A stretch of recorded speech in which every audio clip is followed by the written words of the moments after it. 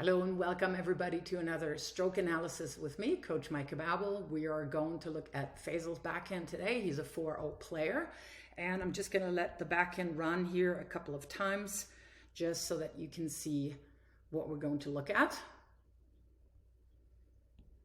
And then I'm actually going to use Novak Djokovic as the comparison because I think he's got the best backhand on tour. So we're looking at the fundamentals first, of course, always the grip.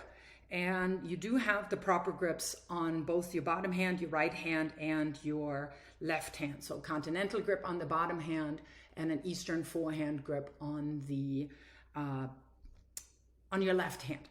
So same grips as Novak has. So let's look at the turn.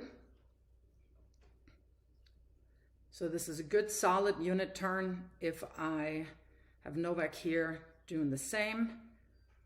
All right, you do have both of your hands between your hip and your shoulder, and that creates the racket head above your wrists and not too high, not too low. So that's exactly what we want. And you do have a good loop under the ball.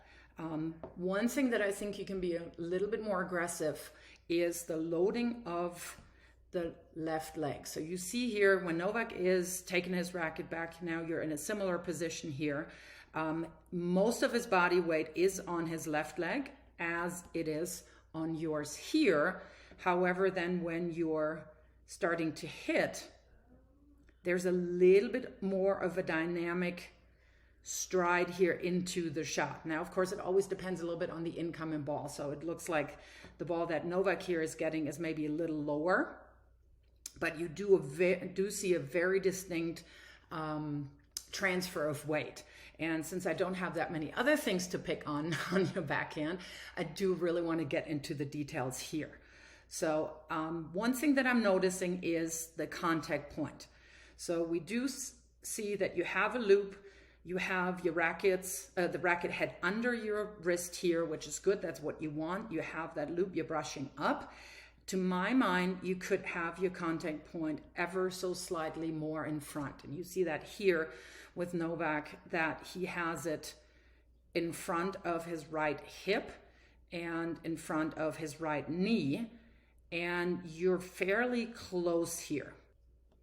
So to my mind, you could have that just a little bit more in front.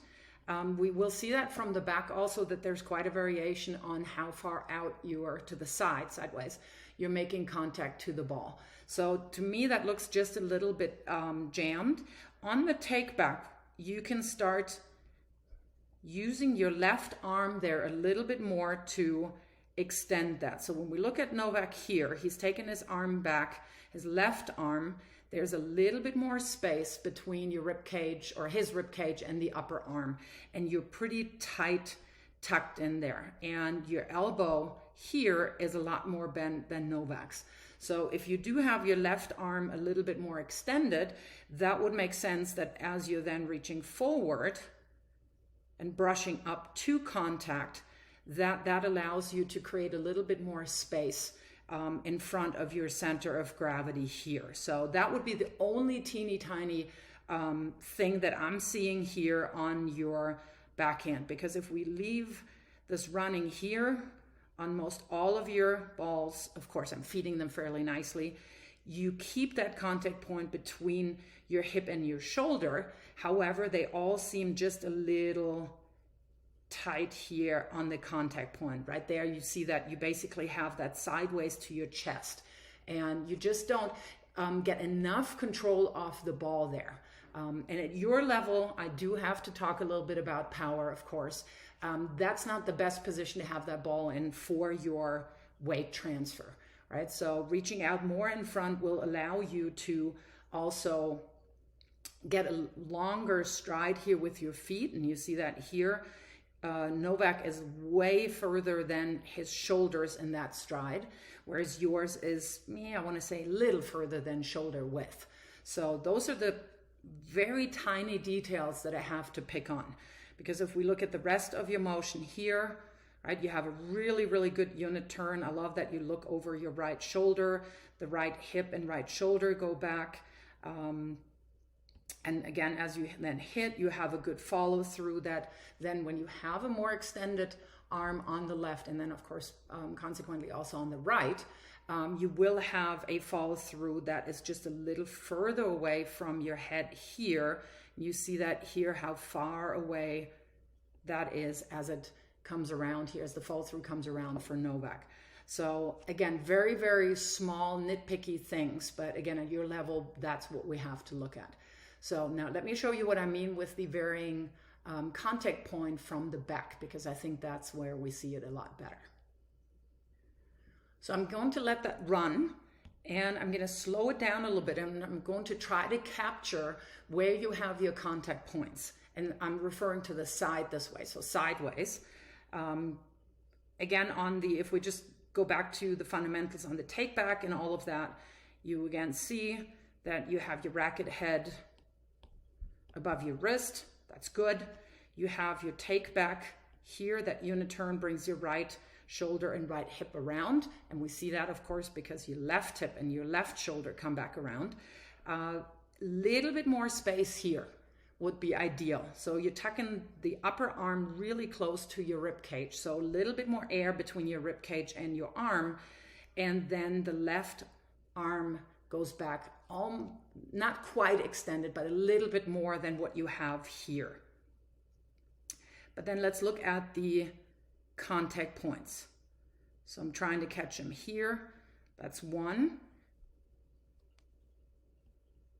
And of course, I do feed them a little differently. That is very far out to your side, and that would also make sense than here, that you're having that ball basically next to your body instead of further in front. Because if you had it further in front, we wouldn't see your right hand, right? Your right hand would be in front of your right shoulder.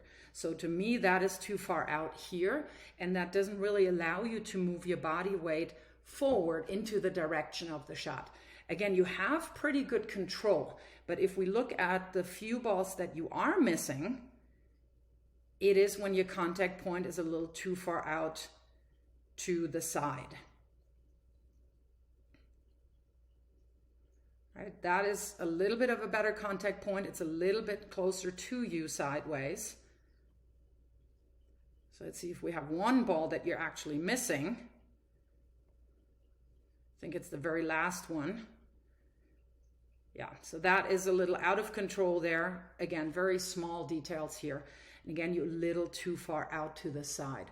So to me, that is based on two things. Let's go back here on that first one. It is because you're a little close tucked here, and then you have to reach to the ball instead of already giving yourself a little bit more air here, and then also working way more with your legs to get a little bit more behind that ball, right? So that you're gauging your distance to the ball with your outside leg, with, in this case, your left leg, because you're a right-hander, that you're trying to get this a little bit more out here so that you can then really stride into the direction of the ball, and you have your hands in front of you. Always think about when you're hitting your backhand or even a forehand, think about the ball as a heavier object that you want to move into that direction, right? You wouldn't have your hands far out behind the object and then have basically push added from a sideways position. You would place yourself, and see it here if I'm doing this in the little video on the left, you would place yourself behind that heavy object and push forward, right? So you wouldn't do it here to the side. So that is always the kind of visual that I'm trying to give people when they're hitting that backhand. So to me, that's a little bit of a spacing of a footwork issue, but again, it's a very minor issue. And I'm looking forward to working with you on that, actually already this next coming Tuesday.